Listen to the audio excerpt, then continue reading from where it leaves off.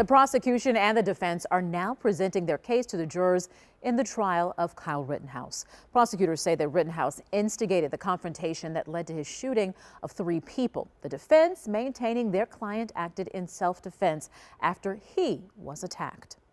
Stephanie Haynes was in the courtroom this morning for opening statements, and we'll get to you in just a moment. But we begin with Steve Shamraz outside of the Kenosha County Courthouse. Steve.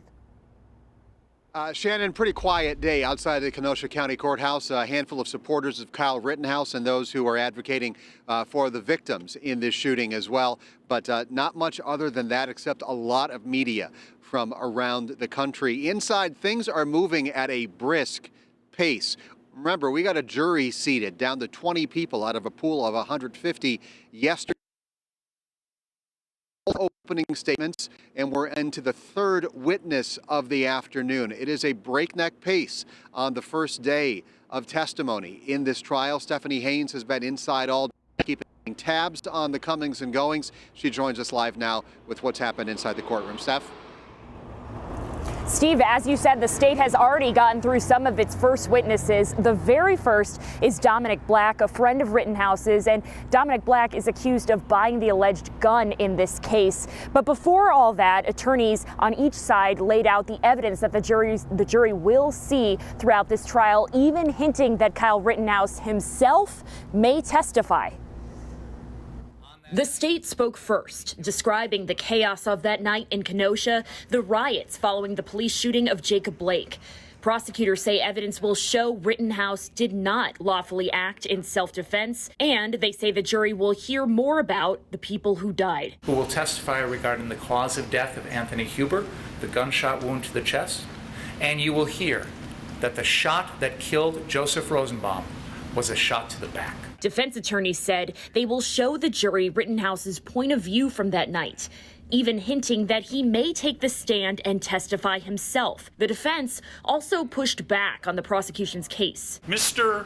Rittenhouse was the only person who was chased by Joseph Rosenbaum. Then we heard from the state's first witness, Dominic Black, a friend of Rittenhouse who faces charges for buying Rittenhouse's gun. Black testified he and Rittenhouse agreed to help protect car lots downtown. He testified about when he first met up with Rittenhouse after the shootings. He was freaking out. He was really scared. He was pale, sweating a lot. You could tell he was just scared. Did he say anything?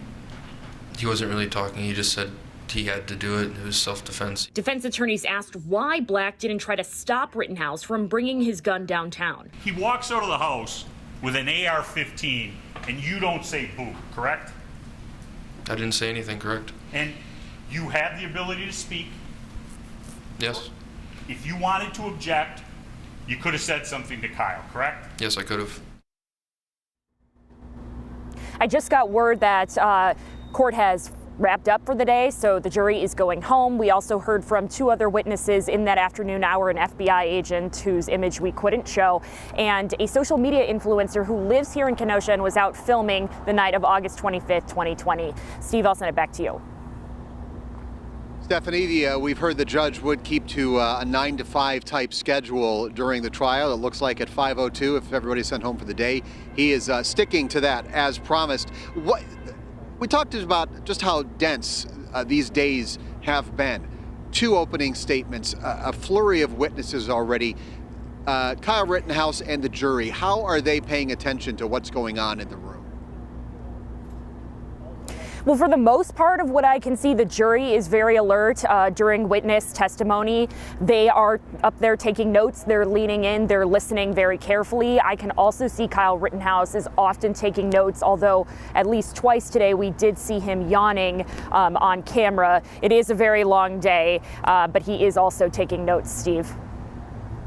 And we are wrapped for this, the first day. Stephanie Haynes, thank you. TMJ4 News will have legal experts weighing in, providing context and perspective during the trial. Attorney Jonathan Lavoie, he is from the law firm of Kim and Lavoie. He'll be joining us tonight and each night on the news at 6.